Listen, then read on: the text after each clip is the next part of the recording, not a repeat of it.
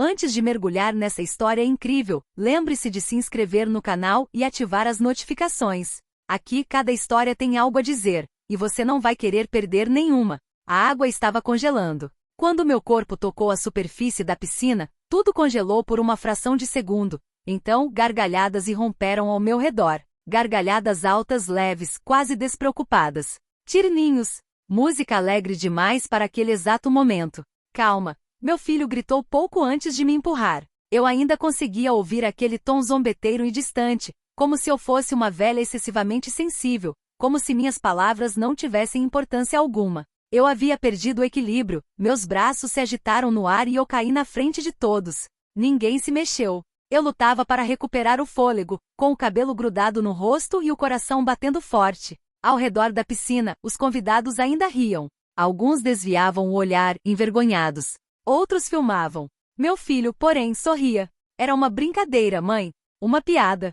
Saí da água sozinha, encharcada, humilhada, com aquele gosto amargo na garganta que vem com a constatação de que você não é mais respeitada. Peguei uma toalha, sem dizer uma palavra. Minhas mãos tremiam, mas eu não estava chorando. Ainda não. Ninguém sabia o que eu tinha acabado de ouvir ao telefone 10 minutos antes. Ninguém sabia o que eu carregava na minha bolsa. E o mais importante, ninguém sabia o que aconteceria 1 hora depois. Porque aquelas risadas ao redor daquela piscina seriam as últimas. O que ninguém entendeu naquele dia foi que eu não tinha ido àquela festa para me divertir. Eu tinha ido até lá por senso de dever. No dia anterior, meu médico me olhou por um longo tempo antes de falar. Tempo demais. Eu conhecia aquele silêncio. Ele me explicou tudo com palavras simples, quase gentis, como se a gentileza pudesse amenizar a notícia. Eu não tinha chorado. Não foi gritado.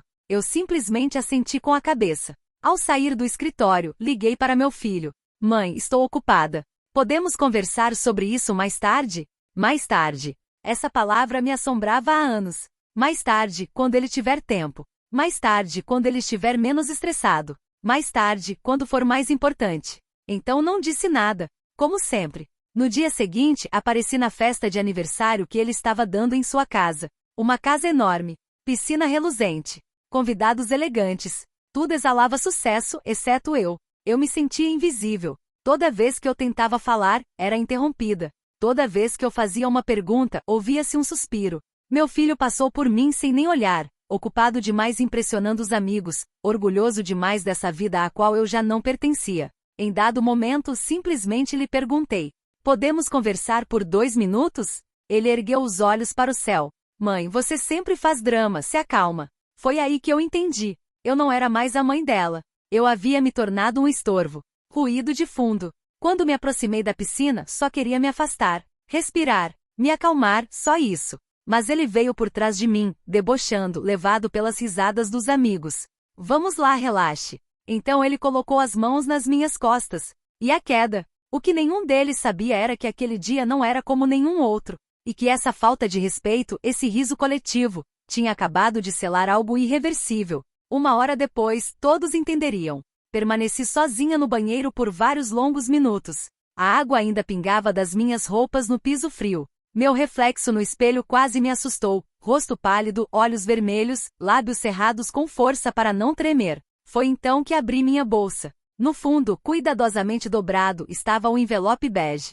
Aquele que eu carregava comigo desde o dia anterior. Retirei-o lentamente como se um simples toque pudesse alterar seu conteúdo. O diagnóstico. Eu ainda não tinha contado para ninguém. Nem para meu filho. Nem para minha família. Nem mesmo para meus amigos. Eu queria esperar pelo momento certo. Um momento que nunca chegou. Ao lado do envelope havia outro documento. Meu filho teria reconhecido essa imediatamente.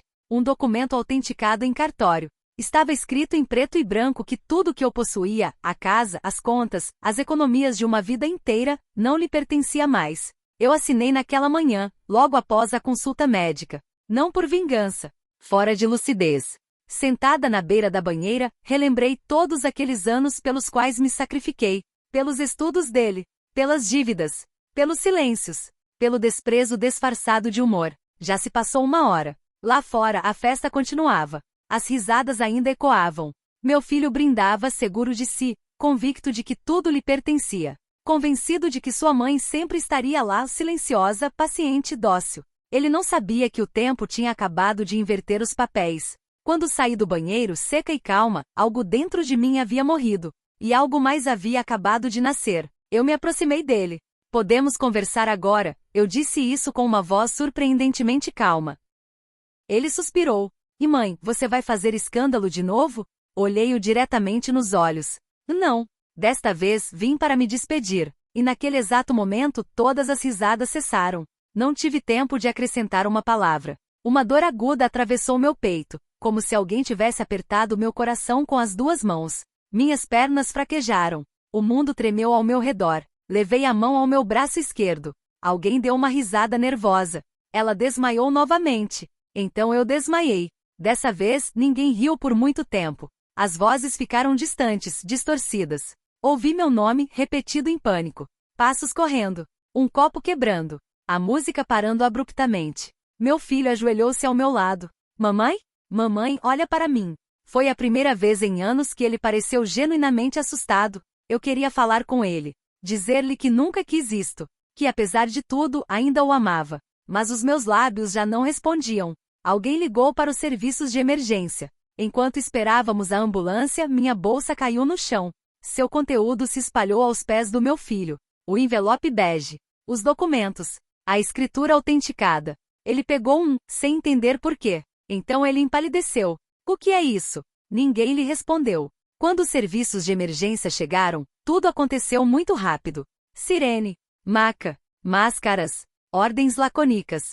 Senti a vida escorregar por entre meus dedos, suave e silenciosamente. Assim que a ambulância ligou o motor, abri os olhos pela última vez. Meu filho vinha correndo atrás, chorando, agarrando os papéis amassados contra si. Pela primeira vez, ele entendeu. Mas às vezes, a compreensão chega tarde demais. O hospital cheirava a desinfetante e silêncio. As paredes eram brancas, brancas demais. O bip regular das máquinas marcava a passagem do tempo, como um lembrete cruel de que cada segundo contava. Eu jazia ali imóvel, conectado a fios, enquanto os médicos conversavam em voz baixa aos pés da cama. Meu filho estava esperando no corredor. Pela primeira vez na vida, ele estava sozinho.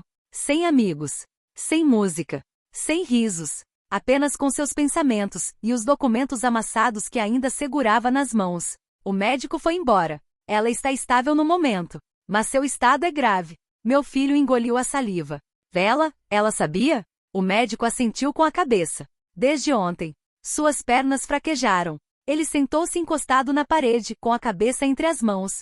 As lembranças passaram rápido demais. Suas ligações ignoradas, seus suspiros, aquela frase dita em tom de brincadeira, acalmar. Quando finalmente lhe permitiram entrar, aproximou-se da cama com passos hesitantes. Mãe. Abri os olhos lentamente. Vi seu rosto despedaçado, seus olhos vermelhos, seu medo puro. Ele nunca parecerá tão pequeno. Por que você não me contou nada? Ele murmurou. Minha voz estava fraca, mas clara. Porque você não estava mais ouvindo. Um silêncio pesado e definitivo se instalou entre nós. Ele pegou os papéis. A escritura autenticada. Você mudou tudo. Sim, respondi pela primeira vez, pensei em mim mesma. Ele caiu em prantos. Achei que tinha tempo. Coloquei minha mão sobre a dela. Sempre acreditamos nisso. Uma enfermeira entrou discretamente. Se você quer dizer alguma coisa, agora é a hora. Meu filho se inclinou na minha direção. Me desculpe, mãe. Eu juro que vou mudar. Olhei para aquilo por um longo tempo. Então suspirei. Você não precisa provar isso para mim, mas sim para a vida. As máquinas continuaram a emitir bips. E naquele quarto frio, ele finalmente entendeu que respeito não é exigido quando tudo está indo bem. Ele prova o seu valor antes que seja tarde demais.